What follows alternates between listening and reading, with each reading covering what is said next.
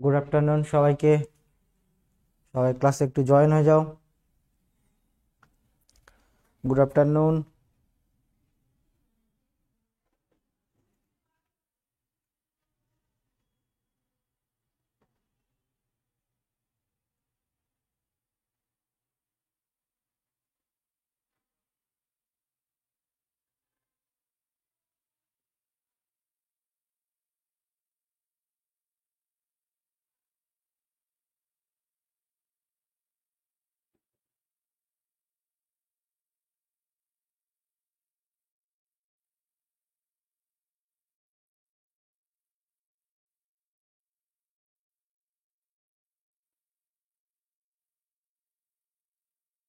Good afternoon. দেখো, আগের দিন আমরা মোশন চ্যাপ্টার শুরু করেছিলাম। আজকে আমরা তার সেকেন্ড পার্টটা করব। ব্যাচটা ক্লাসটা ব্যাচে করানো হচ্ছে, তার কিছু কারণ রয়েছে, কারণগুলো পরে বলছি।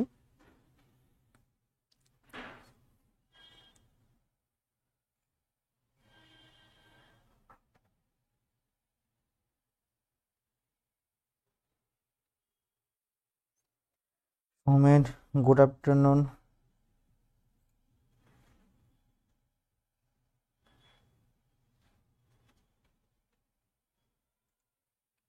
দেখো, আগের দিন আমরা যে চ্যাপ্টারটা পড়েছিলাম সেটা হলো মোশন চ্যাপ্টার পড়েছিলাম। চ্যাপ্টার মোশন মানে গতি। এই গতি চ্যাপ্টারের মোশন কত রকমের হয়, সেগুলো উদাহরণ, মোশনের ফর্মুলা, সেগুলো সব আমরা পড়েছি। প্রজেক্টাইল মোশন, এগুলো আমাদের কি সব পড়া হয়ে গেছে। আজকে আমরা এই মোশনের পরের থেকে ক্লাসটা আমরা কন্টিনিউ করব। ক্লিয়ার? Good afternoon Shanrul. তোমাদের আজকে হঠাৎ করে ক্লাসটা দেওয়া হয়েছে, অ্যাকচুয়ালি শরীরটা ভালো নেই, ওই জন্য। ঠিক আছে, তো আমরা আজকে মোশনের আগের দিন যেগুলো পড়েছি তারপর থেকে আমরা ক্লাসটা কি করব, শুরু করব। ক্লিয়ার? দেখো, আজকে আমরা পড়ব হচ্ছে Newton's law of motion. Newton's law of motion. Motion সম্বন্ধে বা গতি সম্বন্ধে নিউটন কিছু সূত্র দিয়েছিলেন, সেই সূত্র সম্বন্ধে আমরা আজকে পড়ব। Newton's law of motion. Clear?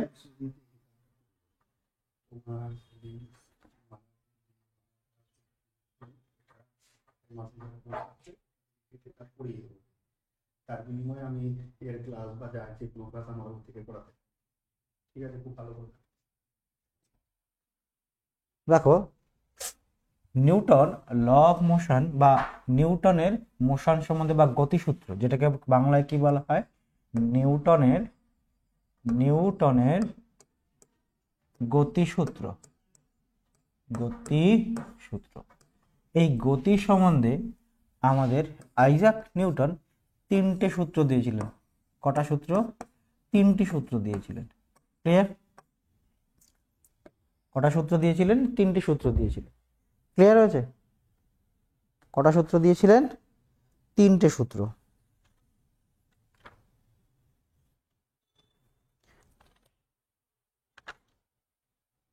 কারা কারা ক্লাসে আসো একটু বলো তো, একটু মেসেজ করো তো।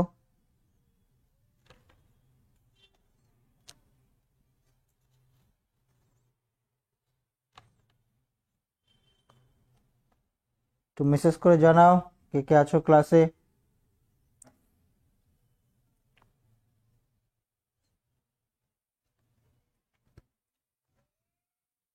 Parama, good afternoon. দেখো, তোমাদের একটা কথা বলে দিই, সেটা হচ্ছে তোমাদের ব্যাচে সমস্ত কিছু আগে শেষ করা হবে। ক্লিয়ার? সিলেবাসটা আগে কি করা হবে, শেষ করা হবে। দেখো, Newton's law of motion, Newton motion সম্বন্ধে কটা সূত্র দিয়েছিলেন স্যার? তিনটে সূত্র দিয়েছিলেন। ক্লিয়ার? কটা সূত্র? তিনটে সূত্র। স্যার, এটা সম্বন্ধে আর কি কোশ্চেন আসে? এখান থেকে কোশ্চেন আসে যে এই নিউটন গতিসূত্র দিয়েছিলেন কবে দিয়েছিলেন। নিউটন যে গতিসূত্র দিয়েছিলেন সেই গতিসূত্রটা কবে দিয়েছিলেন? তিনি 1687 খ্রিস্টাব্দে, এখান থেকেও কোশ্চেন আসে, এখান থেকেও কিন্তু কোশ্চেন আসে। 1687 খ্রিস্টাব্দে 1687 খ্রিস্টাব্দে তার একটা লেখা বই ছিল, ঠিক আছে, তার একটা লেখা বই আছে, সেটাকে অনেক বড় বইয়ের নাম, কিন্তু আমরা শুধু একটা ইম্পর্টেন্ট যেটা সেটাকে পড়বো, প্রিন্সিপিয়া। প্রিন্সিপিয়া বলে তিনি একটা ম্যাথামেটিক্সের উপরে বই লিখেছিলেন, ঠিক আছে। সেই প্রিন্সিপিয়া বইতে তিনি এই মোশন সম্বন্ধে কিন্তু ওই সূত্রগুলো দিয়েছিলেন। ক্লিয়ার হয়েছে? এখান থেকেও কিন্তু পরীক্ষায় কোশ্চেন আসে প্রিন্সিপিয়া বইতে। ক্লিয়ার হয়েছে? বুঝতে পেরেছো? সঞ্জীব মুন্ডা, ওকে ওকে, ঠিক আছে, চলো, ঠিক আছে। কনফিউশন হলে জিজ্ঞেস করবে যে স্যার এটা বুঝতে পারলাম না বা এটা বুঝলাম। ক্লিয়ার? কনভারসেশনটা রানিং রাখবে। ক্লিয়ার? অ্যাকচুয়ালি শরীর ভালো নেই, তো যেটা আমরা দেখলাম সেটা হচ্ছে কি, এই নিউটন, স্যার আইজ্যাক নিউটন 1687 খ্রিস্টাব্দে তার একটা লেখা বই, তার লেখা বই প্রিন্সিপিয়া। এই কোশ্চেনটাও পরীক্ষায় আসে যে প্রিন্সিপিয়া বইটা কার লেখা, আর এই মোশনের সূত্রগুলো তিনি কত সালে দিয়েছিলেন? কত সালে? 1687 সালে। ক্লিয়ার হয়েছে? তার লেখা বইয়ের নাম কি? প্রিন্সিপিয়া। এটাও কিন্তু আসে পরীক্ষায়। ক্লিয়ার? ওকে পরমা, ক্লিয়ার হয়েছে? এবার দেখো, এবার হচ্ছে আমরা দেখব এই যে তিনটে সূত্র, ঠিক আছে। এবার আমরা এই সূত্রগুলো একটা একটা করে দেখব। প্রথমে আমরা পড়বো ফার্স্ট ল। ফার্স্ট ল মানে হচ্ছে নিউটনের প্রথম গতিসূত্র, যেটাকে বলা হয় কি? প্রথম গতিসূত্র। প্রথম গতিসূত্র। প্রথম গতিসূত্রে নিউটন বলছে, এগুলো আমরা জিনিস আমরা কি করবো বলে তো বুঝবো, জাস্ট এখানে জিনিসগুলো বুঝবো। এখানে তো খাতায় লেখা তোমার এখনো দরকার নেই, ঠিক আছে। তুমি এখানে জাস্ট বোঝো যে ব্যাপারগুলো কি, পিডিএফ এ তোমরা পেয়ে যাবে, ঠিক আছে, যে পুরো একদম লেখা থাকবে যে নিউটনের প্রথম গতিসূত্র কি থাকে, সবকিছু থাকে এখানে। জাস্ট তোমরা বোঝো যে ব্যাপারটা কি, নিউটন প্রথম গতিসূত্রে কি বলেছিল। তিনি বলেছিলেন, ধরো এখানে একটা বস্তু আছে, এখানে একটা বস্তু আছে, ক্লিয়ার। এই বস্তুটাতে যদি আমি বাইরে থেকে কোনো বল প্রয়োগ না করি, কি করি? বাইরে থেকে যদি কোনো বল প্রয়োগ না করি, তাহলে এই বস্তুটা সারা জীবনে কি থাকবে? এইখানেই থাকবে, এখান থেকে কি নড়বে চড়বে না। ক্লিয়ার? আবার তিনি কি বলেছিলেন, যে মনে করো এখানে একটা গাড়ি, এখানে একটা মনে করো গাড়ি চলছে, ক্লিয়ার। এই গাড়িটা এইদিকে চলছে, মানে এই বস্তুটার মধ্যে কি রয়েছে? গতি রয়েছে। এই বস্তুটা কি রয়েছে? স্থির রয়েছে। আর এই বস্তুটার মধ্যে গতি রয়েছে। তিনি বলছেন যে এই বস্তুটাকে যদি কোনো বল প্রয়োগ না করা হয়, বাইরে থেকে বল প্রয়োগ না করা হয়, তাহলে যে বস্তুটা গতিশীল রয়েছে, যে বস্তুটা গতিশীল রয়েছে সেও কি থাকবে? সারা জীবনে কি করবে? একই গতিতে চলতে থাকবে। এইটাই হচ্ছে নিউটনের প্রথম সূত্র। As simple as that. মানে কি স্যার? মানে ধরো এই যে বোর্ডটা আছে, মানে এই বোর্ডটাকে যদি আমি না নাড়াই, এই বোর্ডটাকে যদি আমি না নাড়াই, এটাকে যদি না খুলি, না কিছু করি, বোর্ডটা সারা জীবনে কি থাকবে? এখানেই পড়ে থাকবে। এর ক্ষমতা আছে এখান থেকে অন্য জায়গায় যাওয়ার? এখান থেকে অন্য জায়গায় যাওয়ার কিছু নেই। এবার ধরো একটা গাড়ি চলছে, তুমি যদি ব্রেক না মারো, তুমি যদি ব্রেক না কষো, তাহলে এই গাড়িটাকে থামবে? ঠিক আছে, গাড়িটা নিশ্চয়ই থামবে না। ক্লিয়ার? তেল যদি থাকে তাহলে গাড়িটা নিশ্চয়ই থামবে না।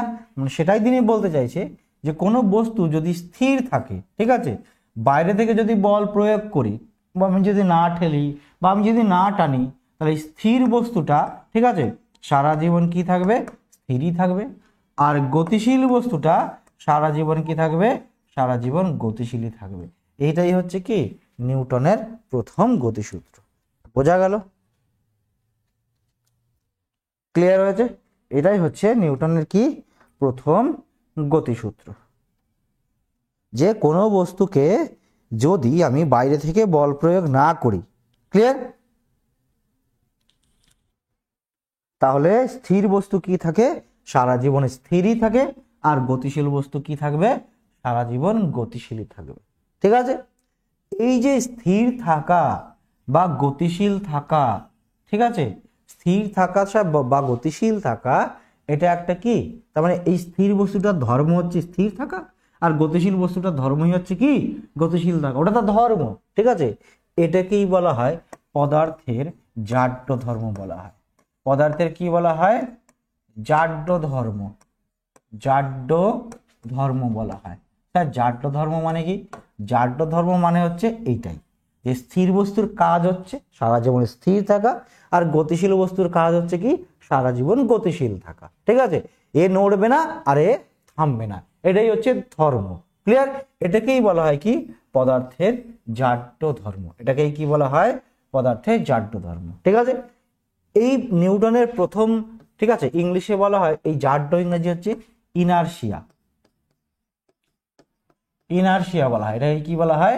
ইনারশিয়া বলা হয়। দেখো এই জাড্য মানে ইনারশিয়ার বাংলা হচ্ছে ধরো জাড, কিন্তু পরীক্ষায় জাড্য বলেই আসবে এমন কিন্তু কথা নেই। এই ইনারশিয়া কথাটাও কিন্তু কি লিখতে পারে, লেখা থাকতে পারে। সেই জন্য দেখো এই যে নতুন প্রথম যে গতিসূত্র নিউটনের, এটাকেই বলা হয় কি law of inertia. Law of ইনারশিয়াও বলা হয়। ঠিক আছে, এটাকে কি বলা হয়? Law of inertia.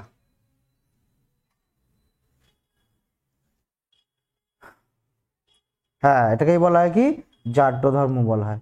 ক্লিয়ার হয়েছে? বুঝতে পেরেছো পরমা? রাখি। ক্লিয়ার? যে স্থির বস্তু যদি আমি কোনো বল প্রয়োগ না করি, স্থির বস্তু চিরকাল স্থির থাকবে, আর গতিশীল বস্তু কি থাকবে সারা জীবন গতিশীল থাকবে। এটাই হচ্ছে কি নিউটনের প্রথম গতিসূত্র, এটাই নিউটনের প্রথম গতিসূত্র।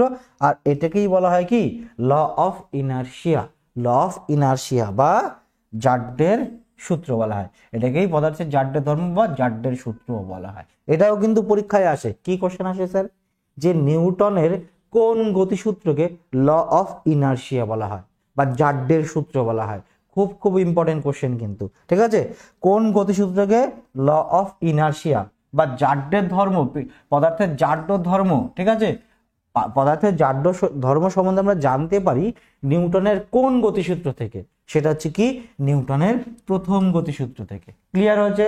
এইভাবে কিন্তু ঘুরিয়ে ফিরিয়ে কোশ্চেন আসে। একদম সিম্পল জিনিস, আমরা সিম্পল ভাবে বুঝবো, আমরা তো জটিল জিনিসে যেতে চাই না, ধীরে ধীরে আমরা লেভেল বাড়াবো। ক্লিয়ার হয়েছে? ঠিক আছে, আমরা ধীরে ধীরে কি করব? লেভেল বাড়াবো। হ্যাঁ, প্রথম গতিসূত্র, প্রথম গতিসূত্রকে কি বলা হয়? জাড্যের সূত্র বলা হয় বা ল অফ ইনারশিয়া বলা হয়। এই যে জাড্য, স্যার জাড্যও তো দেখলাম দুই রকমের জাড্য। ঠিক আছে, এই যে স্থির রয়েছে তাহলে এরও একটা জাড্য ধর্ম রয়েছে, যে গতিশীল রয়েছে তারও একটা কি রয়েছে? জাড্য ধর্ম রয়েছে। জাড্যও তো স্যার এক রকমের না, এই জাড্যও দুই রকমের। ক্লিয়ার? একটাকে বলা হয় স্থিতি জাড্য। কি বলা হয়? স্থিতি জাড্য। একটাকে কি বলা হয় স্যার? একটাকে বলা হয় স্থিতি জাড্য, আর একটাকে বলা হয় গতি জাড্য।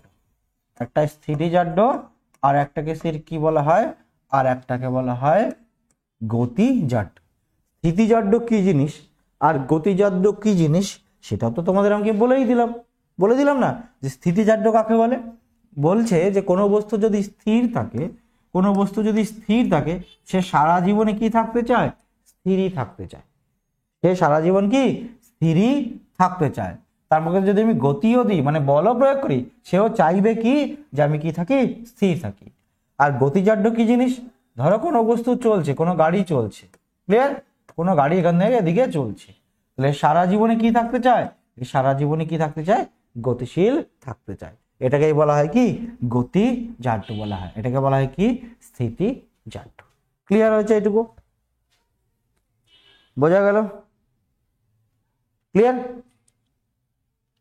এবার পরীক্ষায় কোশ্চেন কি আসে স্যার? এখান থেকে উদাহরণ আসে, এক্সাম্পল। এটাই হচ্ছে ইম্পর্টেন্ট।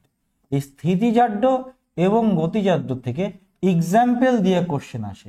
কি এক্সাম্পল স্যার? প্রথমে আমরা স্থিতিজাড্যের উদাহরণ পড়ি। প্রথমে আমরা পড়ি কি স্যার? স্থিতিজাড্যের উদাহরণ। ঠিক আছে, ধরো একটা বাস চলছে, মনে করো একটা বাস দাঁড়িয়ে আছে। ঠিক আছে, এখানে একটা বাস কি হয়েছে? দাঁড়িয়ে রয়েছে। ঠিক আছে, বোর্ড পরিষ্কার করে বলছি। আমরা প্রথমে কি কি শিখবো স্যার? আমরা স্থিতিজাড্যের উদাহরণ দেখব। স্থিতিজাড্য। ক্লিয়ার? স্থিতিজাড্যের স্যার উদাহরণ মনে করো এখানে একটা বাস রয়েছে, এখানে একটা কি রয়েছে? বাস রয়েছে। ক্লিয়ার? বাসের মধ্যে বাসটা স্টপ রয়েছে, একটা বাস যে বাসটা স্থির রয়েছে, বাসটা চলছে না। মনে করো তুমি এই বাসের মধ্যে বসে রয়েছো, তুমি কি করছো, এই বাসের মধ্যে বসে রয়েছে। এবার বাসটা কি রয়েছে স্যার, বাসটা স্থির রয়েছে। ক্লিয়ার হয়েছে, বাসটা স্থির হয়েছে। তাহলে বাসটা যদি স্থির থাকে তুমি নিশ্চয়ই গতিশীল থাকবে না, তুমিও কি থাকবে, স্থিরই থাকবে। ক্লিয়ার হয়েছে। এইবার ধরো তার মানে কি, দেখো তুমি বাসের মধ্যে দাঁড়িয়ে রয়েছো বা বসে রয়েছো, যেভাবেই থাকো না কেন, বাস যদি স্থির থাকে তাহলে তুমিও কি থাকবে, অবশ্যই স্থির থাকবে। তুমি নিশ্চয়ই চলবে না বাসের মধ্যে, তুমি কি দৌড়াদৌড়ি করবে না, তুমি একা রানিং হবে, তাহলে তো বাস ফেটে ফুটে বেরিয়ে যাবে, তাই না? বাস যদি স্থির থাকে তাহলে বাসের মধ্যে কি রয়েছে স্যার, বাসের মধ্যে রয়েছে স্থিতিজাড্য। বাসের মধ্যে কি রয়েছে, স্থিতিজাড্য রয়েছে।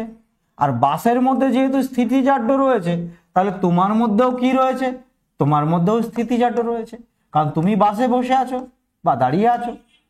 ক্লিয়ার? এবার ধরো বাসটা এইদিকে চলতে শুরু করলো, বাসটা কি করলো, শুরু করলো, চলতে শুরু করলো।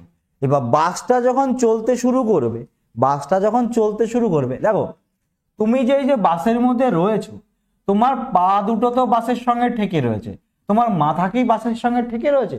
নিশ্চয়ই না।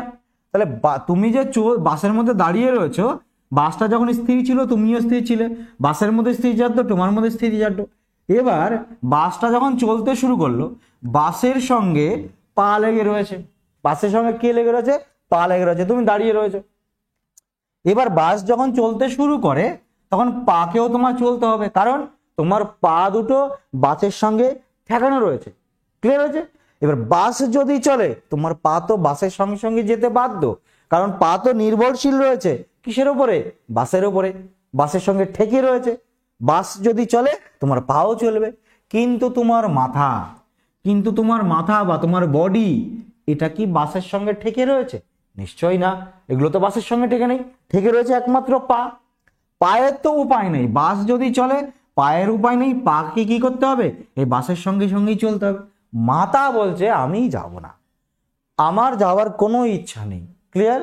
মাথা বলছে আমি যাব না, বডি বলছে আমি যাব না, কিন্তু পার বলতে পারছে না যে আমি যাব না, পাকে বাসের সঙ্গে যেতে হবে, কারণ বাসটা কি রয়েছে, বাসটা গতিশীল হয়ে গেছে।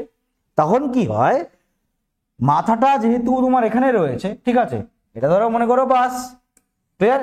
এটা হচ্ছে বাস, তুমি এখানে রয়েছো, তুমি এখানে রয়েছো। ক্লিয়ার?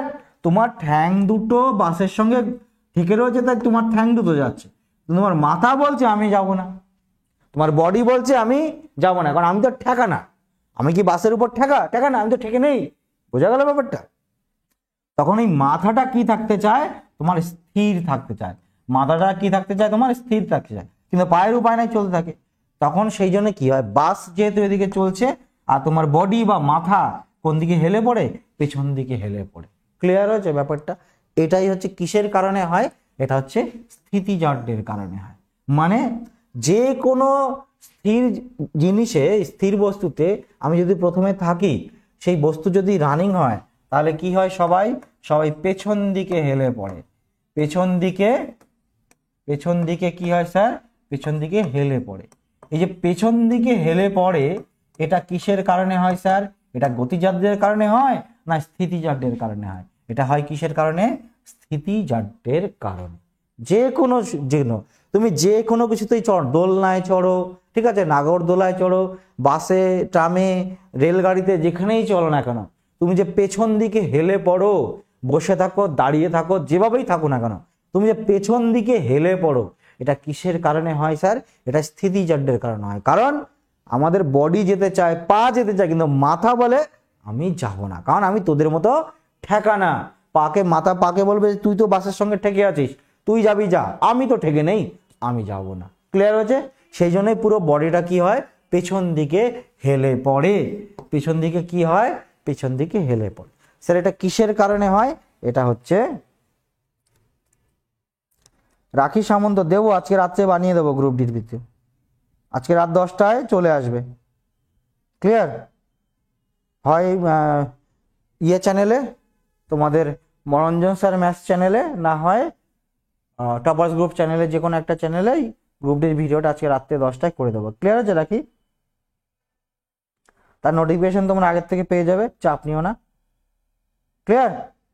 পুরো জোন, পুরো cut off, previous year cut off. জাড্ডো বললে হবে না পরমা, শুধু জাড্ডো বললে হবে না, তোমাকে বলতে হবে স্থিতি জাড্ডো না গতি জাড্ডো। ক্লিয়ার? রাখি, বোঝা গেল?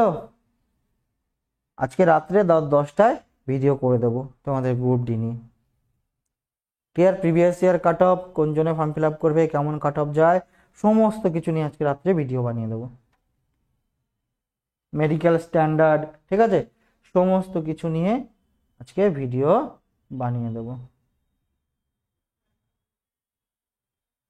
ক্লিয়ার হয়েছে? তাহলে এই যে পেছন দিকে হেলে পড়ে, এটা কোন কিসের কারণে হয়? এটা হয় হচ্ছে স্থিতিজাড্যের কারণে, এটা স্থিতিজাড্যের কারণে। ক্লিয়ার হয়েছে?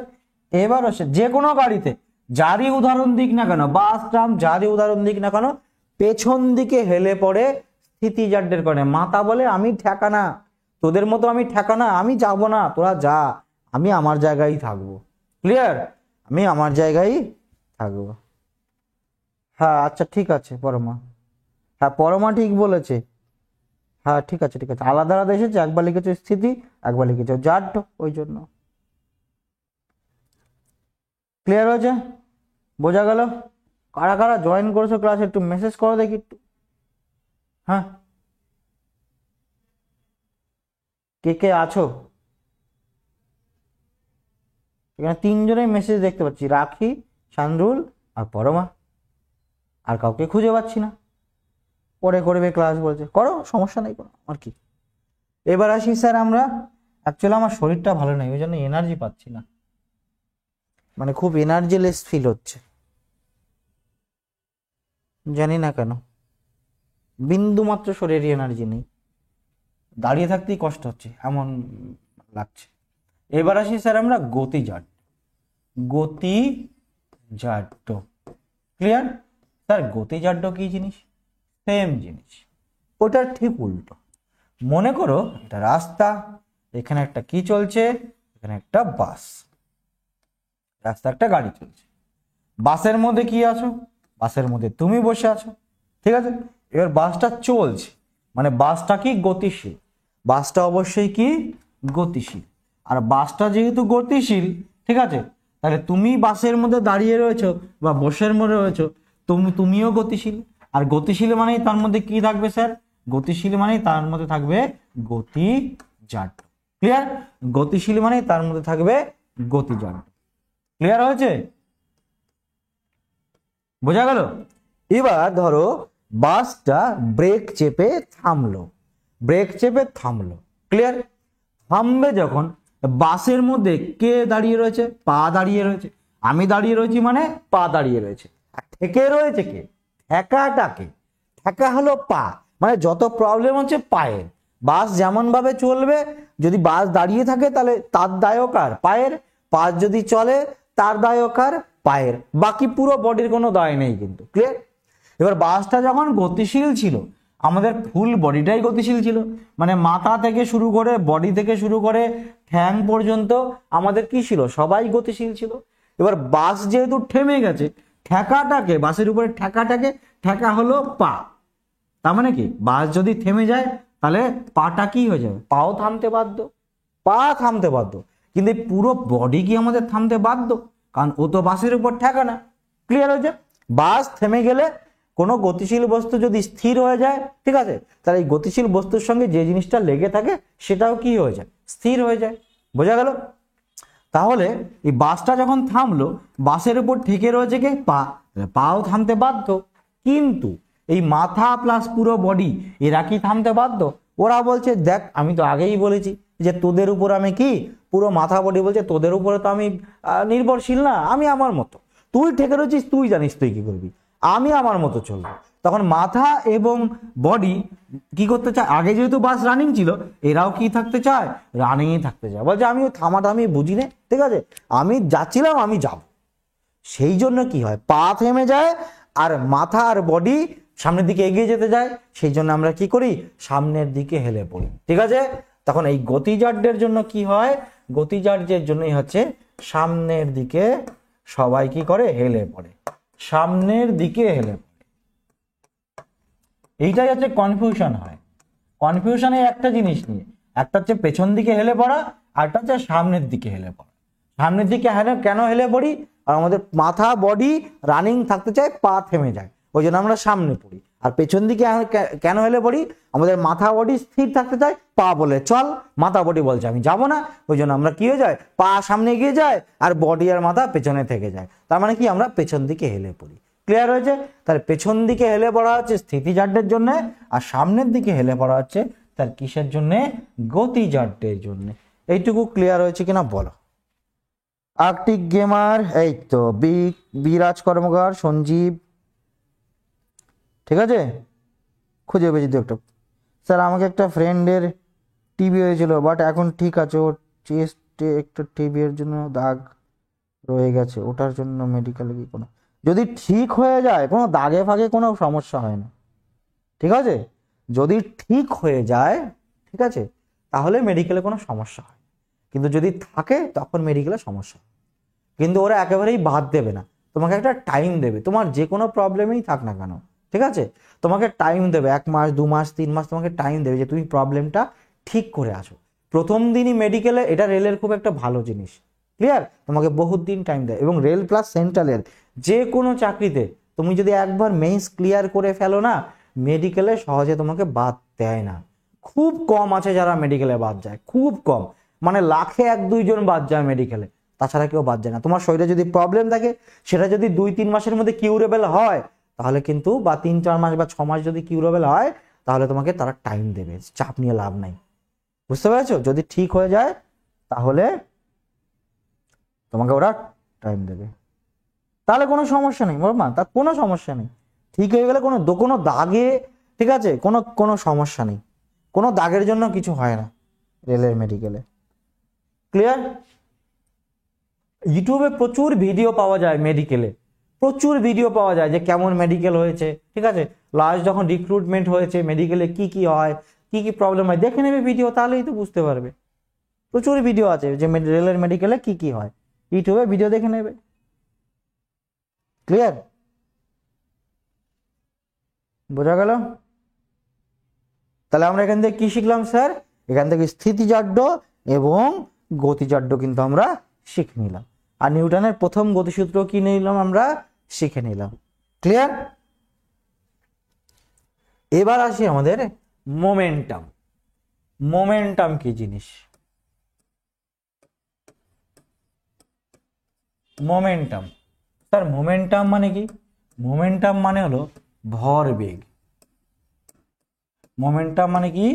ভরবেগ। স্যার কি জিনিস? কিচ্ছু চাপ নিও না, মোমেন্টাম মানে কিচ্ছু না, নামের মধ্যে সবকিছু লুকিয়ে আছে। মোমেন্টাম বা বাংলায় নাম কি একে বলে? ভরবেগ বলা হয়। ক্লিয়ার? এই নামের মধ্যেই সবকিছু, এটা সম্বন্ধে ধারণা লুকিয়ে আছে। ক্লিয়ার আছে? এর মধ্যে কি আছে? লুকিয়ে আছে।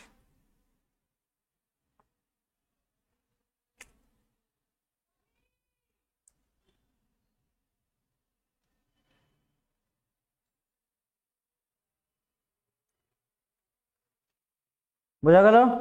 স্যার মোমেন্টাম মানে কি? মোমেন্টাম মানে হলো স্যার ভরবেগ। ভর কি জিনিস? দেখো, এই নামের মধ্যে সবকিছু কিন্তু লুকিয়ে আছে। কি লুকিয়ে আছে স্যার? ভর আর বেগ। মনে করে একটা বস্তু, এটা একটা কি বস্তু, এই বস্তুটার স্যার ভর কি? এই বস্তুটার ভর হলো এম, কারণ ভর এম দ্বারা প্রকাশ করা হয়। ভর কি দ্বারা প্রকাশ করা হয়? এম দ্বারা, এম অক্ষর দ্বারা প্রকাশ করা হয়। ক্লিয়ার হয়েছে? তাহলে এই বস্তুটাতে যদি একটা বেগে চলতে থাকে, সেই বেগটা কি স্যার? বেগ হলো স্যার, আমরা আগের দিন শিখেছি কি ভি।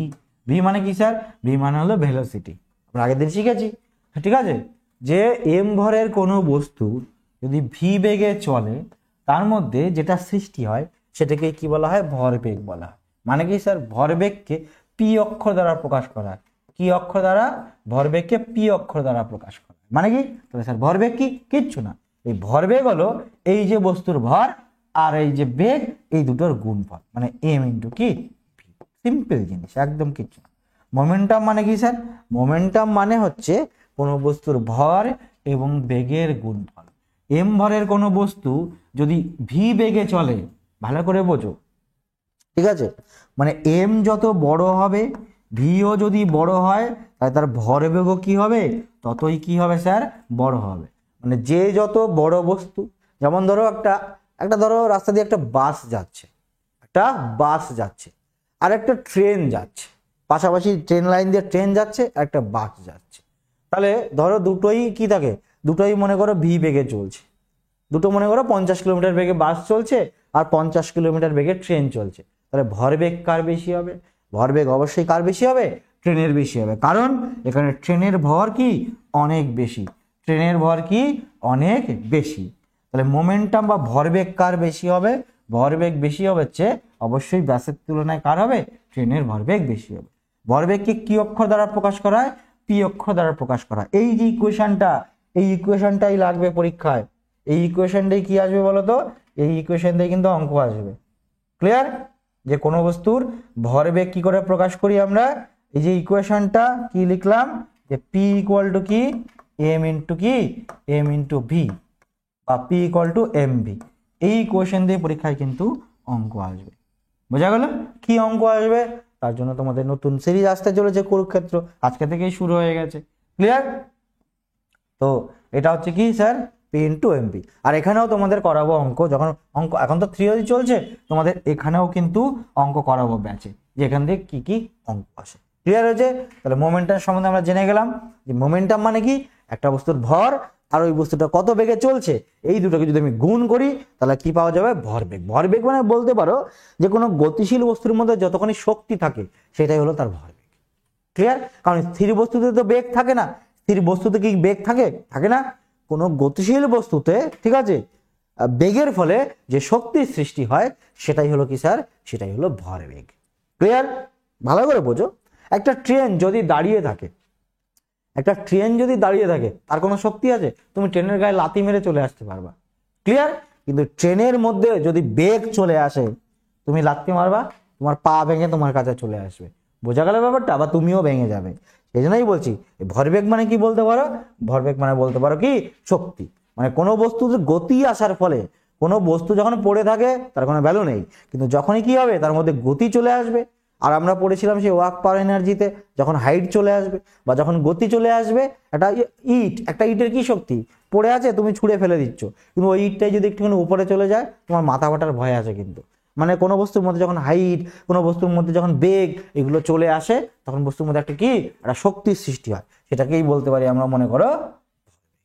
ক্লিয়ার হয়েছে এটুকু? ক্লিয়ার? বোঝা গেল?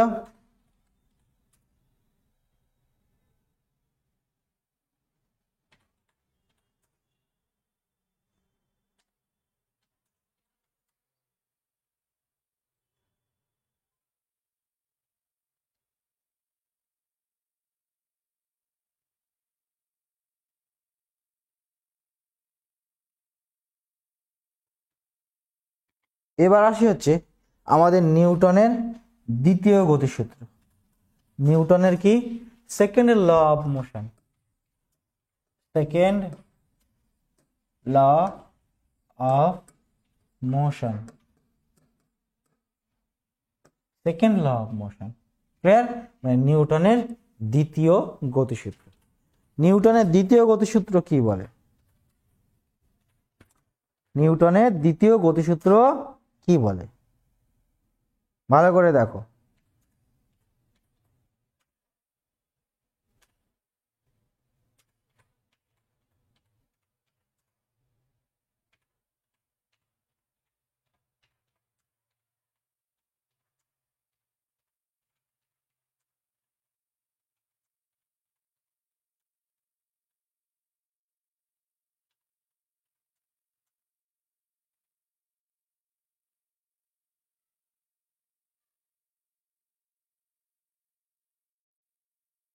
এটুকু বুঝতে পেরেছো? বলো তো একটু দেখি।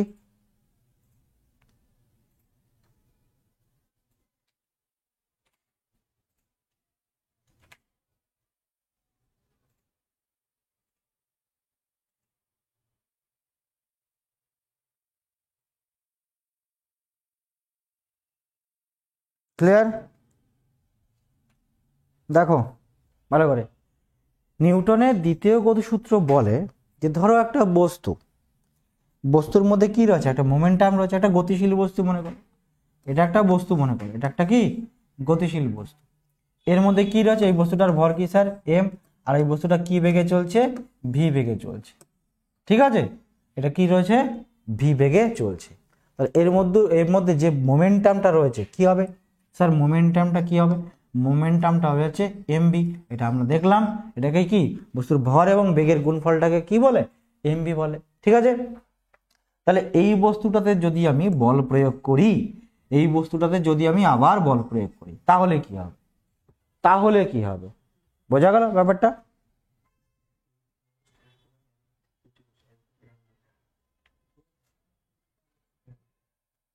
এই বস্তুটাতে কি প্রয়োগ করি, যদি আমি এফ বল প্রয়োগ করি, এফ ইকুয়াল টু কি বল, বলকে আমরা কি দ্বারা অক্ষর দ্বারা প্রকাশ করি, এফ এফ অক্ষর দ্বারা প্রকাশ করি, বল সম্বন্ধে বলছি এখনই, ঠিক আছে।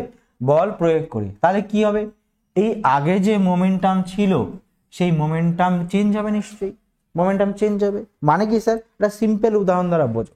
মনে করো তোমার কোনো বন্ধু সাইকেল চালিয়ে যাচ্ছে, বন্ধু একটা কি সাইকেল চালিয়ে যাচ্ছে, তাহলে সাইকেলের কি আছে একটা ভর আছে, তোমার বন্ধুর একটা ভর আছে, আর সাইকেলের মধ্যে কি রয়েছে একটা গতি রয়েছে। আর কোনো বস্তুর মধ্যে যখনই গতি চলে আসে তার মধ্যে কি চলে আসে স্যার, তার মধ্যে চলে আসে মোমেন্টাম। এইবার ধরো ওই সাইকেলে তুমি আবার ঠেলা দিলে, ওই সাইকেলের পেছনে ধরে কি করলে তুমি আবার ঠেলা দিলে, ঠেলা দেওয়া মানে কি স্যার, ঠেলা দেওয়া মানেই হচ্ছে স্যার বল প্রয়োগ করা, ঠেলা দেওয়া মানে কি স্যার বল প্রয়োগ করা। তাহলে কি হবে, সাইকেলটাকে আগের বেগেই চলবে, নিশ্চয়ই না, তখন সাইকেলটার বেগ কি হয়ে যাবে বেড়ে যাবে। তার মানে কি স্যার, আমার এই যে মোমেন্টাম, এই বেগ বেড়ে গেলে মানে কি, বেগ বেড়ে যাওয়া মানে হচ্ছে আমার কি চেঞ্জ হয়ে যাওয়া, মোমেন্টামও চেঞ্জ হয়ে যাওয়া। কারণ এম তো নির্দিষ্ট, এম তো চেঞ্জেবল নয়, সাইকেলের ভর তো চেঞ্জ হয়ে যাবে না, তুমি ঠেলা দিলেও চেঞ্জ হবে না, না দিলেও চেঞ্জ হবে না, ক্লিয়ার হয়েছে। ঠেলা দিলেও চেঞ্জ হবে না, না দিলেও চেঞ্জ হবে না, চেঞ্জ হবে কি স্যার, চেঞ্জ হয়ে যাবে ভি। আর ভি যদি চেঞ্জ হয়ে যায়, ভি যদি চেঞ্জ হয়ে যায় তাহলে আমার কি চেঞ্জ হয়ে যাবে, মোমেন্টামও চেঞ্জ হয়ে যাবে, সিম্পল জিনিস, আর সিম্পল এজ দ্যাট। কারণ পিটা নির্ভর করে কিসের উপরে, পিটা নির্ভর করে ভর এবং বেগ দুটোর উপরেই নির্ভর করে। এম চেঞ্জেবল নয়, সাইকেলের ভর তুমি নিশ্চয়ই চেঞ্জ করতে পারবে না, ক্লিয়ার হয়েছে। চেঞ্জ করতে পারবা কি অনলি ভি, শুধুমাত্র ভিটাকেই তুমি চেঞ্জ করতে পারবা সাইকেলের পেছনে ঠেলা দিয়ে, ক্লিয়ার হয়েছে, বোঝা গেল, বলো বুঝেছো কিনা, ক্লিয়ার। তাহলে কি হবে স্যার, আমি যে বল প্রয়োগ করব আর এর যে চেঞ্জ হবে সেটা সবসময় কি হয় প্রপোর্শনাল, মানে কি এফ ইকুয়াল টু কি, মানে বলতে পারি proportional to change in momentum, change in momentum. মানে কি স্যার বুঝলাম না তো, এত ইংলিশে কি লিখছেন, ব্যাপারটা হলো এফটা কি, এটা হলো তুমি ঠেলা দিয়েছো সাইকেলের পিছনে, সাইকেলের পিছনে ঠেলা দিয়েছো মানে কি তুমি বল প্রয়োগ করেছো, ঠিক আছে। আর বল প্রয়োগ করার জন্যই তো তোমার মোমেন্টাম বা ভরবেগের চেঞ্জ হবে। মোমেন্টাম মানে কি, মোমেন্টাম মানে হলো ভরবেগ, না হলে তো সাইকেলের বেগ তো চেঞ্জ হতো না, না বোঝা গেল, সাইকেলের বেগ তো চেঞ্জ হতো না তুমি যদি পিছন থেকে ঠেলা না দিতে, ক্লিয়ার। তাহলে এই ঠেলা দেওয়ার জন্যই সাইকেলের বেগ চেঞ্জ হয়েছে, ক্লিয়ার হয়েছে। সেটাই হচ্ছে এই নিউটনের দ্বিতীয় গতিসূত্র, যে তুমি যদি বল প্রয়োগ করো, এক্সটার্নালি বল প্রয়োগ করো, তাহলে তোমার কি হবে মোমেন্টামে চেঞ্জ হবে। আর কতটুকু চেঞ্জ হবে, যতটুকু তুমি বল প্রয়োগ করবে ঠিক ততটুকুই চেঞ্জ হবে। এমন নয় যে তুমি সাইকেলটা টাচ করেছো আর সাইকেলটা 100 কিলোমিটার গতিতে ছুটতে শুরু করেছে, তা তো হবে না। আবার তুমি প্রচন্ড হারে কি দিয়েছো, বল দিয়েছো, মানে অনেক জোরে ঠেলা দিয়েছো আর সাইকেলটার গতি সামান্য বাড়বে, এমনও তো হবে না। তুমি যতটা বল প্রয়োগ করবে সাইকেলের গতিও ঠিক ততটাই বাড়বে। এটাই হচ্ছে কি আমাদের নিউটনের দ্বিতীয় গতিসূত্র, যে তোমার প্রয়োগ করা বল কিসের সমানুপাতিক, চেঞ্জ ইন মোমেন্টামের সমানুপাতিক। বোঝা গেছে কি বলো। হ্যাঁ আরো উদাহরণ আছে, উদাহরণগুলো সব আমরা পড়বো, আগে কনসেপ্টটা ক্লিয়ার করো। আমি এখানে কনসেপ্ট ক্লিয়ার করছি, কনসেপ্ট যদি ক্লিয়ার থাকে না তুমি উদাহরণ এমনিতেই উড়িয়ে দিতে পারবা নিজে নিজে। যখনই মনে মনে ভাববা কনসেপ্টটা যে কি হয় কি হয় না, ঠিক আছে, তাহলেই বুঝতে পারবে তোমার সমস্ত উদাহরণগুলো। কনসেপ্টটাকে ভালো করে মাথায় ঢোকাও, যেই চেঞ্জ ইন মোমেন্টাম বা ভরবেগের যে পরিবর্তন, এটা কিসের কারণে হয়, এটা আমার বল প্রয়োগ করার কারণেই হয়। যদি বেশি বল প্রয়োগ করি তাহলে কি হয়ে যাবে, বেশি জোরে ছুটবে, আর যদি কম বল প্রয়োগ করি তাহলে কম বেগে ছুটবে, ক্লিয়ার হয়েছে, বোঝা গেল।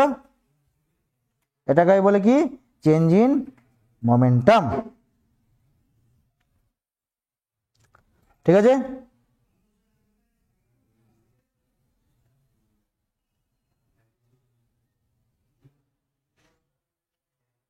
বোঝা গেল? এবার দেখো এই যে চেঞ্জ ইন রেট, এটা চেঞ্জ ইন মোমেন্টাম মানে রেট হবে সংজ্ঞাটা, rate in change in momentum মানে কি হারে পরিবর্তন হচ্ছে, কি হারে পরিবর্তন হচ্ছে, rate in change in rate of change in momentum, rate of change in momentum. Clear আছে? ব্যাপারটা ভালো করে বোঝো।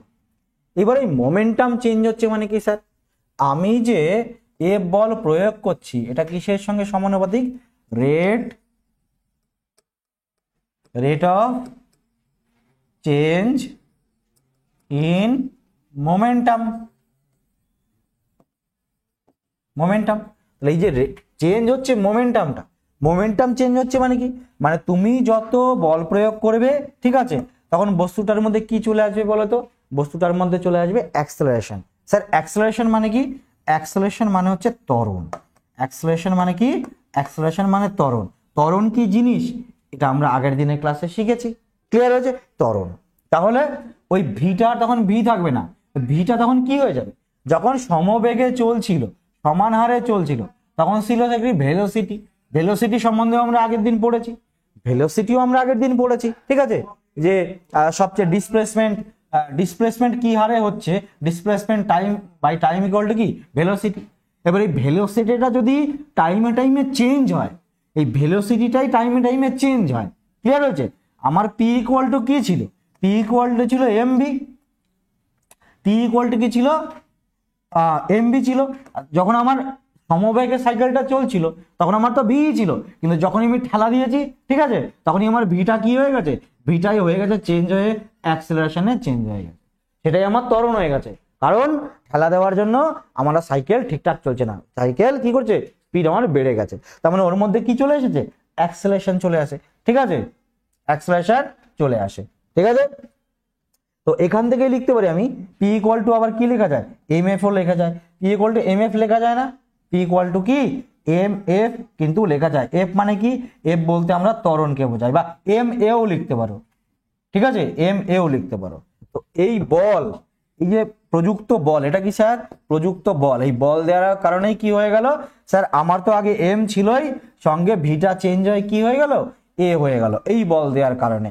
এটাই হচ্ছে তোমার বলের সূত্র বলতে পারো, বলে এটা থেকে আসলো কি আমার বলের সূত্র, ক্লিয়ার? স্যার বল মানে কি, বল মানে হলো আমার বস্তুর ভর, ঠিক আছে, ভর ছিল, আগে একটা বেগ ছিল, ঠিক আছে, আমি বল দেওয়ার জন্য সেই বেগটা চেঞ্জ হয়ে কি হয়ে গেছে, অ্যাক্সেলারেশন হয়ে গেছে, ত্বরণ হয়ে গেছে, মানে সাইকেলের গতিবেগ বেড়ে গেছে, যত বল দিবা, যত ঠেলবা, সাইকেলের গতিবেগ হতে থাকবে, ধীরে ধীরে বাড়তে থাকবে, বাড়তে থাকবে, বাড়তে থাকবে, সেই ভিটাই চেঞ্জ হয়ে স্যার কি হয়ে গেছে, ভিটাই চেঞ্জ হয়ে এ হয়ে গেছে।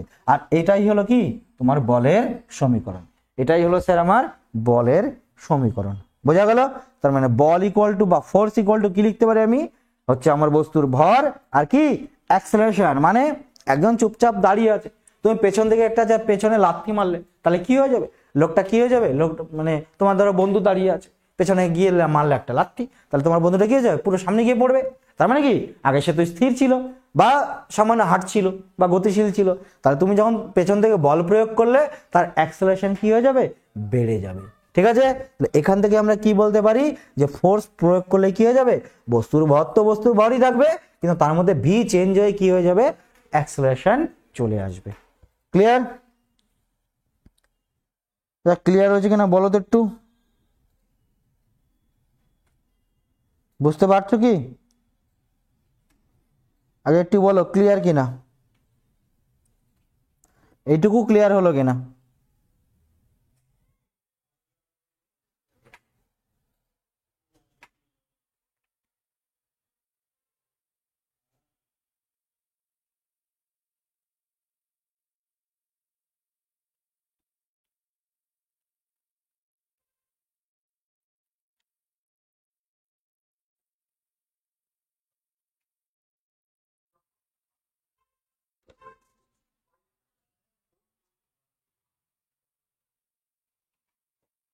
Arctic gamer clear, clear.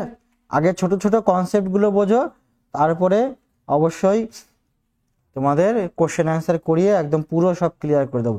এই কোক কি, এ কি, কি রাশি, এগুলো আমি এখনো বলছি না, আমি আগে ছোট ছোট কনসেপ্ট গুলো ক্লিয়ার করাচ্ছি, যে ব্যাপারটা কি, মোমেন্টাম ব্যাপারটা কি, বল ব্যাপারটা কি, এটা তো আগে বুঝতে হবে না। না বুঝে শুধু মুখস্থ করলেই হবে? ভেক্টর রাশি, স্কেলার রাশি, এটা একক ওইটা, ঠিক আছে, এগুলো শুধু মুখস্থ করলে তো ভুলে যাবা, আজকে পড়বা কালকে আবার ভুলে যাবা। আগে জিনিসগুলো কি জিনিস সেইগুলো আগে শিখতে হবে।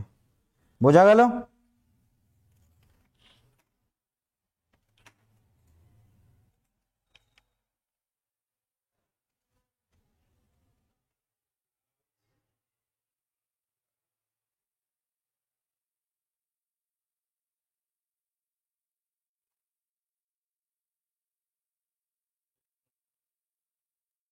ক্লিয়ার হয়েছে? এবার দেখো, এবার আমরা একটু ফোর্স সম্বন্ধে একটু জেনে নিই। এই যে বল, ঠিক আছে, এই বল কত রকমের হয়, ফোর্স মানে কি, ঠিক আছে।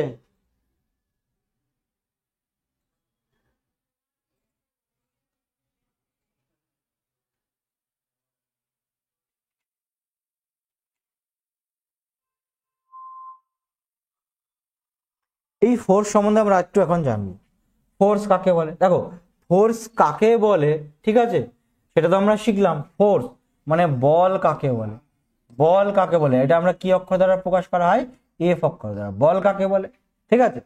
একটু আগে দেখলাম যে ধরো একটা বস্তু স্থির রয়েছে, ঠিক আছে, এই স্থির বস্তুটা যদি আমি এখানে বল প্রয়োগ করি, তাহলে এই বস্তুটা কি স্থির থাকবে? স্থির থাকবে না। আবার ধরো একটা বস্তু গতিশীল রয়েছে, ঠিক আছে, তুমি এই পাশ থেকে কি করো, বল প্রয়োগ করলে, ঠিক আছে। সাইকেল কি করলে, তুমি পেছন দিক থেকে টেনে ধরলে, তোমার বন্ধু সাইকেল চালিয়ে যাচ্ছে, তুমি সাইকেল পেছন দিক থেকে টেনে ধরবে, তার মানে কি তুমি বল প্রয়োগ করলে। তাহলে দেখলাম এমন একটা জিনিস, বল হলো এমন একটা জিনিস যেটা যদি আমি প্রয়োগ করি তাহলে স্থির বস্তু কি হয়ে যায়, গতিশীল হয়ে যায়, আর গতিশীল বস্তু কি হয়ে যায়, স্থির হয়ে যায়। সেটাকে কি বলা হয় স্যার? সেটাকেই বলা হয় হচ্ছে বল। সেটাকে কি বলা হয়? বল বলা হয়। মানে যে জিনিস প্রয়োগ করলে, ঠিক আছে, স্থির বস্তু গতিশীল হয়ে যায়, আর গতিশীল বস্তু কি হয়ে যায়, স্থির হয়ে যায়, সেটাকে আমরা কি বলতে পারি? সেটাকে আমরা বল বলতে পারি। আর বলের সমীকরণটা আমরা কি বললাম? বলের সমীকরণ হলো কি, এম ইন্টু কি, M into A, mass into acceleration, mass into কি, অ্যাক্সেলারেশন। বোঝা গেল ব্যাপারটা? এফ ইকুয়াল টু কি লিখতে পারি আমরা? এম ইন্টু এ লিখতে পারি। ক্লিয়ার? বলের সমীকরণ কি, এফ ইন্টু এম ইন্টু এ। বুঝতে পেরেছ? এটাকে কি বলে? বল বলে। ক্লিয়ার? ইউনিট কি, বলের ইউনিট কি? হ্যাঁ, বলের ইউনিট কি? ইউনিট যদি বলি সিজি, এসআই ইউনিট কি? এসআই ইউনিট হচ্ছে নিউটন। ক্লিয়ার? কারণ কি, এই নিউটনই বল সম্বন্ধে ধারণা দিয়েছিলেন, ঠিক আছে। আমরা এই বল সম্বন্ধে জানলাম কোন গতিসূত্র থেকে? বল সম্বন্ধে জানা যায় কোন গতিসূত্র থেকে? দ্বিতীয় গতিসূত্র থেকে। এটাই কিন্তু পরীক্ষায় আমার আসে, খুব আসে, গতিসূত্র, দ্বিতীয় গতিসূত্র সম্বন্ধে। বল সম্বন্ধে ধারণা আমরা কোথা থেকে পেলাম? বল সম্বন্ধে ধারণা পেলাম আমরা কোথা থেকে? দ্বিতীয় গতিসূত্র। যখন প্রথম গতিসূত্র পড়িয়েছিলাম, বল সম্বন্ধে কিছু জেনেছিলাম? নিশ্চয়ই না। প্রথম গতিসূত্র থেকে কি জানা যায়? প্রথম গতিসূত্র থেকে জানা হচ্ছে জাড্য ধর্মের কথা জানা যায়, ঠিক, জাড্য গতিজাড্য এগুলো জানা যায়। আর বল সম্বন্ধে জানা যায় কোন গতিসূত্র থেকে? দ্বিতীয় গতিসূত্র থেকে। সমস্ত পরীক্ষায় আসে এটা, মোস্ট ইম্পর্টেন্ট। ক্লিয়ার হয়েছে?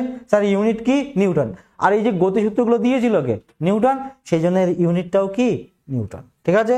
আর সিজিএস ইউনিট কি? সিজিএস ইউনিট হল কি? ডাইন। সিজিএস ইউনিট হলো ডাইন। ক্লিয়ার হয়েছে? সিজিএস ইউনিট হলো ডাইন। এসআই ইউনিট নিউটন, আর সিজিএস ইউনিট হলো ডাইন। এইখান থেকেই কিন্তু পরীক্ষায় অনেক কোশ্চেন আসবে। F equal to M A, কোন গতিসূত্র থেকে পাওয়া যায় বল সম্বন্ধে ধারণা, ঠিক আছে। আর ইউনিট কি? নিউটন, আর হচ্ছে ডাইন। SI unit Newton. তার science periodic table last part কবে আসবে বলতে পারছি না, কবে আসবে, ঠিক আছে,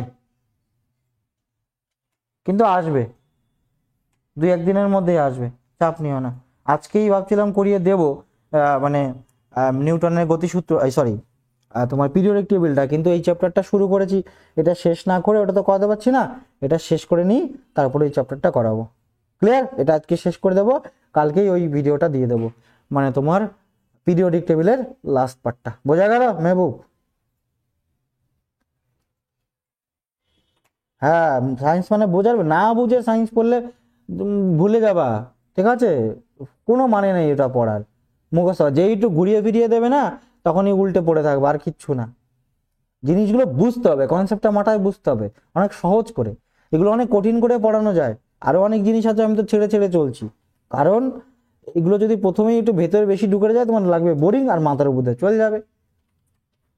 যে জিনিস যেটুকু শিখবো আমি ভালো করে শিখবো, আমার অত বেশি শেখার দরকার নেই, কিন্তু যেটুকু শিখবো আমি 2 লাইন পড়বো, কিন্তু 2 লাইনই বুঝবো, তারপরে 2 লাইন পড়বো, 6 লাইন আমি পড়তে যাবো না। বোঝা গেল? তাছাড়া বল সম্বন্ধে আমরা দেখলাম কি, বল কি করতে পারে, বল বিভিন্ন রকম করতে পারে, স্থির বস্তুকে গতিশীল করতে পারে, গতিশীল বস্তুকে স্থির করতে পারে। কিভাবে পাওয়া যায় বলের মাপ, m ইন্টু এ, কতটুকু অ্যাক্সিলারেশন হবে, ঠিক আছে? আর দ্বিতীয় গতিসূত্র, ক্লিয়ার? আর হচ্ছে তোমার ইউনিট কি, নিউটন, আর হচ্ছে ডাইন। আর বলের সংজ্ঞা কোথা থেকে পাওয়া যায়, দ্বিতীয় গতিসূত্র থেকে পাওয়া যায়। এই যে বল না, ঠিক আছে, এই বল কি সবসময় সমান হয়? বলেরও কি আছে, অনেক ভাগ আছে, ঠিক আছে? দুর্বল বলও আছে, আবার কি অনেক স্ট্রং বলও আছে, ঠিক আছে? আমি আগের দিনই তোমাদের গ্র্যাভিটেশন করানোর সময় তোমাদের একটুখানি বলেছিলাম যে এই যে ফোর্স, এই ফোর্স মানে কি, এই ফোর্স মানে হলো বল। এই বলের অনেক কি আছে, প্রকারভেদ আছে। যেমন ধরো উদাহরণ যদি বলি আমি, যেমন ধরো যদি বলি আমি উইক ফোর্স, যদি বলি উইক মানে কি, উইক ফোর্স মানে হলো দুর্বল বল। উইক মানে কি দুর্বল, আর ফোর্স মানে কি বল। মানে কোন বলটা খুবই দুর্বল, মানে ওটার ভ্যালুটা একটু কি আসে, কম আসে, মানে ওই ওই বলটা থাকে ঠিকই কিন্তু আমরা বুঝতে পারি না, থাকে ঠিকই কিন্তু আমরা কি বুঝতে পারি না, ক্লিয়ার? সেটা হচ্ছে কি উইক ফোর্সের একটা উদাহরণ হচ্ছে gravitational force, gravitational force, gravitational force. এই যে উদাহরণ কিন্তু আসে এখান থেকে, গ্র্যাভিটেশনাল ফোর্স মানে কি, মহাকর্ষীয় বল। আমাদের তোমাদের যখন মহাকর্ষ চ্যাপ্টার আমি পড়িয়েছিলাম, সেখানে পড়িয়েছিলাম যে এই পেনটা আমাকে আকর্ষণ করছে, আমি পেনটাকে আকর্ষণ করছি, তাহলে পেনটা কি আমার দিকে ছুটে আসছে নাকি আমি পেনের দিকে ছুটে যাচ্ছি, ঠিক আছে? এই পৃথিবীতে প্রত্যেকটা বস্তুই, পৃথিবীটা পুরো ইউনিভার্সে প্রত্যেকটা বস্তুকে কি করছে, একটা বল দ্বারা আকর্ষণ করছে, কারো বেশি কারো কি সমান এবং বিপরীতমুখী, সমান এবং বিপরীতমুখী বল দ্বারা কি করছে, আকর্ষণ করছে। সেটাকে আমরা কি বলি স্যার, সেটাকে আমরা গ্র্যাভিটেশনাল ফোর্স বলি। কিন্তু এটা একটা অনেকটা দুর্বল, এটা কি দুর্বল। তাই উইক ফোর্সের কি হয়, রেঞ্জ অনেক বেশি হয়, রেঞ্জ রেঞ্জ অনেক কি হয়, রেঞ্জ অনেক বেশি হয়। গ্র্যাভিটেশনাল ফোর্সের রেঞ্জ অনেক বেশি হয়, মানে কি, সে কোথায় সূর্য, কোথায় পৃথিবী, কোথায় প্লুটো, কোথায় কোন নক্ষত্র, সবার মধ্যে কি রয়েছে, একটা টান রয়েছে। মানে কি রেঞ্জ মানে কি দূরত্ব বলতে পারো, মানে অনেক দূরের বস্তুকেও আমরা কি করছি, আমরা টানছি। আর এই রেঞ্জ বেশি হয় বলেই, ঠিক আছে, এর কি হয়, এর যে তোমার বলটা বা ফোর্সটা, সেই ফোর্সটা কি হয়, কম হয়। কারণ যত তুমি দূরে যাবে তোমার আকর্ষণ বলটা কি হয়ে যাবে, ধীরে ধীরে কমতে থাকবে। বোঝা গেল ব্যাপারটা? তোমার রেঞ্জ যত বেশি হবে, ক্লিয়ার হয়েছে, শক্তি তত কি হয়ে যাবে, শক্তি তত কমে যাবে। বোঝা গেল?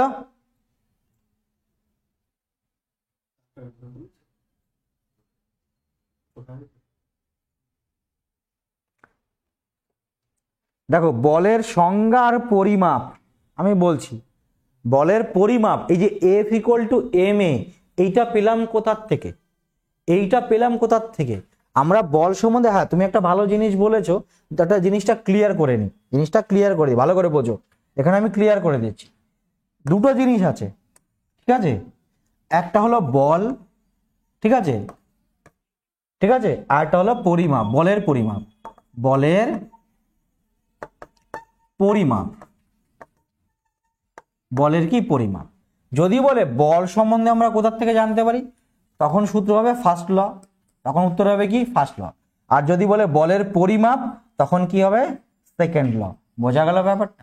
বল সম্বন্ধে যদি বলে বল সম্বন্ধে আমরা কোথায় জেনেছি, বল বল সম্বন্ধে বলের মানে বলের কথা আমরা কোথায় শুনেছি, ফার্স্ট লতেই শুনেছি বলের কথা, ঠিক আছে? যদি বাইরে থেকে প্রয়োগ না করা হয়, ঠিক আছে, তাহলে বল প্রয়োগ না করা হয়, তাহলে স্থির বস্তু চিরকাল স্থির থাকবে, আর গতিশীল বস্তু কি থাকবে, চিরকাল গতি। এই যে বলের কথাটা, বল বল নাম, যে বল নামটা, ফোর্স বা বল, এই যে নামটা আমরা শিখেছি কোথা থেকে?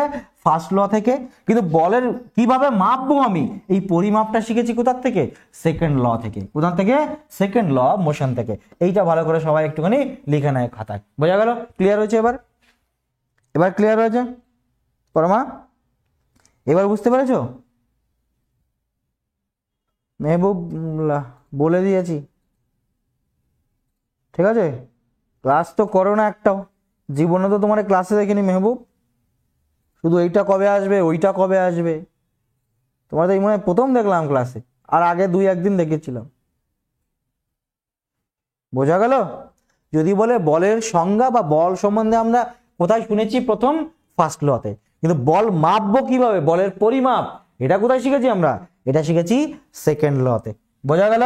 এটা কিন্তু ইম্পর্টেন্ট, এটা কিন্তু ইম্পর্টেন্ট, পরীক্ষায় আসে এই জিনিসটা। ক্লিয়ার হয়েছে?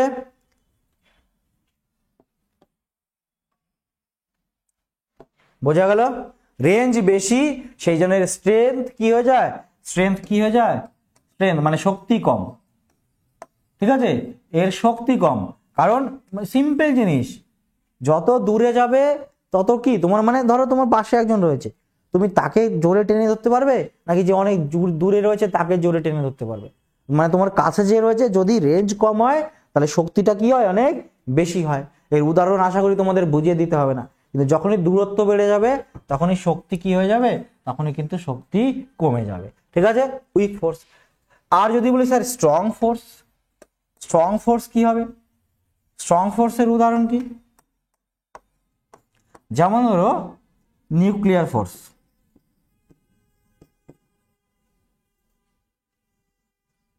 স্ট্রং ফোর্সের উদাহরণ কি? Nuclear force. ক্লিয়ার?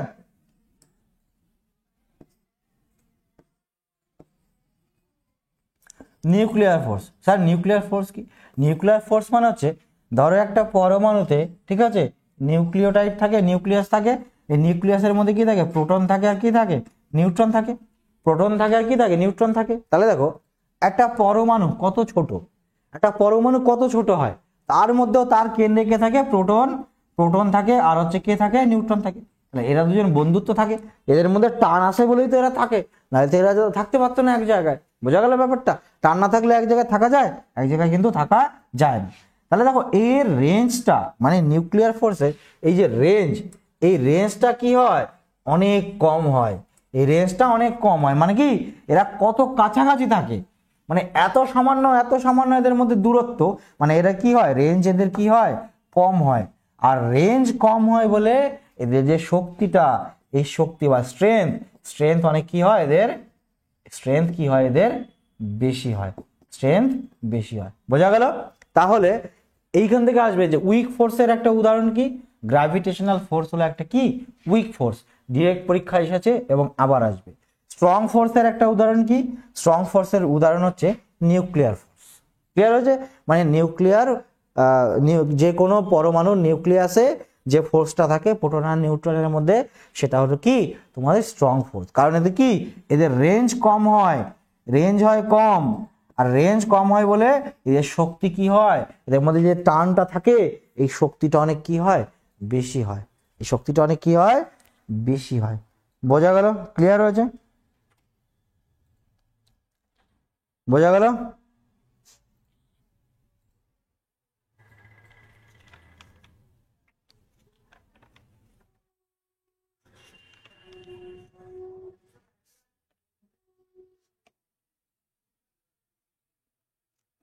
এবার দেখো লাস্ট আর দুটো জিনিস আছে, বলে দিচ্ছি। এক হলো সেন্ট্রিপেটাল ফোর্স। সেন্ট্রিপেটাল খুব আসে পরীক্ষা এখান থেকে।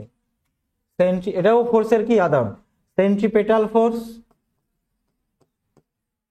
ঠিক আছে? আর একটা হলো সেন্ট্রিফিউগাল ফোর্স। এখান থেকে খুব পরীক্ষায় কোশ্চেন আসে। একটা হলো সেন্ট্রিপেটাল, আরটা হলো কি? সেন্ট্রিফিউগাল। সেন্ট্রিপেটাল হচ্ছে সেন্ট্রিফিউগাল। স্যার এর মানে কি? সেন্ট্রিপিটাল ফোর্স মানে কি আর সেন্ট্রিফিউগাল ফোর্স মানে কি? সেন্ট্রিপিটাল মানে কি? ঠিক আছে, উদাহরণ আসবে ব্যাপারটা কি আগে বোঝো, তারপরে কি উদাহরণে যাব। ব্যাপারটা যদি না বোঝো তাহলে কিন্তু উদাহরণে পারবে না। এটা হচ্ছে সেন্টিপিটাল, এটা হচ্ছে, ঠিক আছে, এটাকে বলে কেন্দ্রমুখী, বাংলায় বলা হয় কি কেন্দ্রমুখী, কেন্দ্রমুখী, কেন্দ্রমুখী বল। কি বলা হয় কেন্দ্র, মানে এর মুখ কোন দিকে থাকবে, কেন্দ্রের দিকে। তার মানে কি, এটা কোথায় অ্যাপ্লাই হয়, মনে করে এটা একটা সার্কেল, এটা একটা কি সার্কেল, এই সার্কেল অনুযায়ী তুমি ঘুরছো, এই সার্কেল অনুযায়ী তুমি কি ঘুরছো, এদিক থেকে এদিকে যাচ্ছ, এদিকে যাচ্ছ। যখন কোনো বস্তু কোনো সার্কুলার ওয়েতে ঘোরে, যখন সার্কুলার ওয়েতে ঘোরে, এর মধ্যে দুটো বল কাজ করে। কটা বল কাজ করে, দুটো বল কাজ করে। একটা হলো সেন্ট্রিপেটাল ফোর্স বা একটা হলো সেন্ট্রিফিউগাল ফোর্স। এটা হলো কি এই বৃত্তের কেন্দ্র, মানে একটা বল কাজ করে কোন দিকে, কেন্দ্রের দিকে, আর একটা বল কাজ করে কোন দিকে, বাইরের দিকে, আর একটা বল কাজ করে কোন দিকে, বাইরের দিকে। বোঝা গেল? কেন্দ্রের দিকে যে বলটা কাজ করে সেটা, ঠিক আছে, সেটাকে বলা হয় কি সেন্ট্রিপেটাল ফোর্স। আর যে বলের জন্য কোনো সার্কুলার ওয়েতে কোনো বস্তু যদি বা কেউ যদি ঘোরে, তাহলে সে সবসময় কি হয়, বাইরের দিকে ছিটকে বেরিয়ে যেতে চায়, বাইরের দিকে ছিটকে বেরিয়ে যেতে চায়, ঠিক আছে, সেটাকে বলা হয় কি, সেটাকে বলা হয় সেন্ট্রিফিউগাল ফোর্স, ঠিক আছে, বা কেন্দ্রাভিমুখী বল, ঠিক আছে। তাহলে কেন্দ্রমুখী বল কাকে বলে স্যার, কেন্দ্রমুখী বল হচ্ছে যখন কোনো বস্তু কোনো সার্কুলার ওয়েতে ঘোরে, তখন দুটো বল কাজ করে, একটা কেন্দ্রের দিকে বল কাজ করে আর একটা বাইরের দিকে বল কাজ করে। ক্লিয়ার হয়েছে? যখন দেখবা, যখন সার্কুলার ওয়েতে যখন দৌড়াবা, তোমাদের মনে হয় জানো যে আমরা বাইরের দিকে ছুটে চলে যাব, ঠিক আছে, কিন্তু বাইরের দিকে কি আমরা ছুটে চলে যাই, ছুটে চলে যাই না। আমাদের নিজে একটা বল লাগাতে হয়, যাতে কি, যাতে আমরা এই সার্কুলার ওয়েতেই আমরা কি করতে পারি, দৌড়াতে পারি বা ঘুরতে পারি। এই যে সামনে গ্রুপ ডি আছে, যখন দৌড়াবা ফিজিক্যালে যাবা, তখন দেখবা এই গোল মাঠ দেবে, আর গোল মাঠে যখন ওই কর্নার নিতে যাবা, ঘুরতে যাবা, অল টাইম তোমার কেন্দ্রের দিকে একটা বল প্রয়োগ করতে হচ্ছে, নাহলে তুমি কি করবা বলো তো, বাইরের দিকে ছুটে বেরিয়ে যাবা, ঠিক আছে। তাহলে যে বলটা বাইরের দিকে ছুটে বেরিয়ে যায় সেটা হলো সেন্ট্রিফিউগাল ফোর্স। আর সেন্ট্রিপিটাল কাকে বলে, যে বলটা আমরা কি করে, কেন্দ্রের দিকে ক্রিয়া করে, সেটাকে বলা হয় সেন্ট্রিপেটাল ফোর্স। স্যার এর উদাহরণ কোন কাজে লাগে, যেমন ধরো যখন কোনো দেখবা রাস্তা, তোমরা ওই দেখবা যখন কোনো ব্যাক আসে না, এটা মনে করো একটা রাস্তা, ঠিক আছে, এই রাস্তায় যখন কোনো বাঁক আসবে, ঠিক আছে, দেখবেন এই বাঁকের বাইরের দিকটা, বাঁকের কি, এই যে বাইরের দিকটা কি করা হয় জানো তো, একটু উঁচু করা হয়, বাইরের দিকটা কি হয়, একটু উঁচু করা হয়। ক্লিয়ার হয়েছে? আর তোমরা এই ফর্মুলা টিভিতে ফর্মুলা 1 রেসিং দেখেছো, ফর্মুলা 1 রেসিং, ফর্মুলা 1 যখন রেসিং দেখবা, তখন ওর পথগুলো, ঠিক আছে, কারণ ওই গাড়িগুলোর স্পিড কি থাকে, অনেক বেশি থাকে, গাড়িগুলোর স্পিড অনেক বেশি থাকে, আর এই স্পিড বেশি থাকার কারণে এদের এই বাঁক নিতে কি হয়, অসুবিধা হয়, মনে হয় যেন কি হয়ে যাবে, বাইরের দিকে, প্রত্যেকটা মুহূর্তেই মনে হবে যেন কি বাইরের দিকে বেরিয়ে যাবে, ঠিক আছে। তাহলে সেই জন্য কি করা হয়, এটা যাতে না হয়, সেটা হচ্ছে ওর যে রাস্তাগুলো না, অনেকটা কি করা হয়, এতটা কাট করা হয়, মানে এরকম ভাবে চলে গাড়িগুলো, যখন বাঁকগুলো নেয়, সোজা রাস্তা যখন যাবে তখন তো এরকম চলে, কিন্তু যখন বাঁক নেবে না, যখন বাঁক নিলে গাড়িগুলো কি করে চলবে বলতো, এরকম বাঁকা, মানে রাস্তাটাই পুরো কিরকম, এরকম বাঁকা করা হয়, যাতে এখান থেকে একটা বল তোমার কিসে কাজ করে, তোমার কেন্দ্রের দিকে কাজ করে, যাতে গাড়িটা কি করা হয়, রাস্তা থেকে ছুটে এইদিকে যেন বাইরে বেরিয়ে না যায়। বোঝা গেল ব্যাপারটা? ক্লিয়ার হয়েছে? তাহলে এটাকেই বলে কি সেন্ট্রিপেটাল ফোর্স, মানে যে বলটা আমাদের কেন্দ্রের দিকে ক্রিয়া করে সেটাকে বলে সেন্ট্রিপেটাল, বাইরেরটা হলো সেন্ট্রিফিউগাল। স্যার আর কি কাজে লাগে, আর কি কি কাজে লাগে, যেমন ধরো রাস্তা উঁচু করা হয়, রাস্তা থেকে বাইরের দিকে বেরিয়ে যায়, সেটা কোন কারণে হয়, আর হলো সেন্ট্রিপেটাল ফোর্সের কারণে হয়। আমরা রাস্তা থেকে বা কোনো সার্কুলার ওয়েতে দৌড়াতে গেলে বাইরের দিকে ছুটে যাই, সেটা কিসের জন্য হয়, ওটা হয় হচ্ছে তোমার সেন্ট্রিপেটাল ফোর্স, মানে কোন ফোর্স কাজে লাগাতে হয় যাতে ছুটে না যায়, ঠিক আছে, সেটা হলো সেন্ট্রিপেটাল ফোর্স। আর স্যার সেন্ট্রিফিউগাল ফোর্স কোন কাজে লাগে, এখান থেকে পরীক্ষায় কিন্তু কোশ্চেন আসে, কি কোশ্চেন, ঠিক আছে, এখান থেকে পরীক্ষায় কোশ্চেন আসে, কি আসবে বলে দিচ্ছি তোমাকে। যেমন ধরো দুধের থেকে যখন ওই ক্রিম সেপারেট করা হয়, দুটো উদাহরণ খুব আসে, এক হচ্ছে ক্রিম যখন সেপারেট করা হয়, ক্রিম সেপারেশন, ক্রিম দুধের থেকে ক্রিম সেপারেট করা হয়, ঠিক আছে, দুধের থেকে কি করা হয়, ক্রিম সেপারেট করা হয়, কোন ফোর্সের কারণে, সেটা হলো কি, সেটা হচ্ছে সেন্ট্রিফিউগাল ফোর্স। আর 2 নাম্বার কি, 2 নাম্বার হচ্ছে তোমাদের ওয়াশিং মেশিন, যে ওয়াশিং মেশিন হয় না, ওয়াশিং মেশিনে যে ইয়ে করা হয়, তোমার জামা কাপড় পরিষ্কার করা হয়, ওটা কোন ফোর্সের ফলে হয়? ওগুলো হচ্ছে সেন্ট্রিফিউগাল ফোর্সের কারণে হয়। ক্লিয়ার হয়েছে? Centrifugal force. এই দুটো উদাহরণ কিন্তু পরীক্ষায় আসবে। আর কতবার এসেছে তোমরা বিভিন্ন পরীক্ষা, শুধুমাত্র রেল বলে না, সব পরীক্ষায় আসে। এই যে দুধ থেকে ক্রিম আলাদা করা হয়, সেখানে কোন বল ক্রিয়া করে? Centrifugal force. ঠিক আছে? ওয়াশিং মেশিনে কোন বল ক্রিয়া করা হয়, মানে কোন বলের উপরে ডিপেন্ড করে ওয়াশিং মেশিন ক্রিয়া করে, ঠিক আছে? কোন বলের উপর ক্রিয়া করে ক্রিম সেপারেশন হয়, সেগুলোই বলা হয় কি? এটা হচ্ছে সেন্ট্রিফিউগাল ফোর্স। সেন্ট্রিফিউগাল ফোর্স কোনটাকে বলা হয়? সেন্ট্রিফিউগাল ফোর্স বলা হয় বাইরের দিকে যেটা কাজ করে সেটা হলো সেন্ট্রিফিউগাল, আর ভেতরের দিকে যেটা কাজ করে সেটাকে বলা হয় কি? সেন্ট্রিপেটাল। ক্লিয়ার হয়েছে? আজকে ক্লাসটা এই পর্যন্তই রাখছি। ঠিক আছে? গ্রুপ ডি সম্বন্ধে ভিডিও রাত্রে 10টার সময় একটা ভিডিও করে দেবো, আজকে এই ভিডিওটা আসবে। ঠিক আছে? তো সেটা ভিডিওটা দেখে নিও, তারপর তোমরা ফর্ম ফিল আপ তাড়াতাড়ি করে নিও। ক্লিয়ার হয়েছে? ক্লাসটা করার জন্য সবাইকে থ্যাংক ইউ। আর বাকি যে চ্যাপ্টারগুলো বাকি আছে কালকে বা পরশু দিন সেগুলো আমরা কন্টিনিউ করব ইউটিউবে। ক্লিয়ার হয়েছে? আজকে ক্লাসটা এ পর্যন্ত রাখছি। হ্যাঁ, অপকেন্দ্র বলে।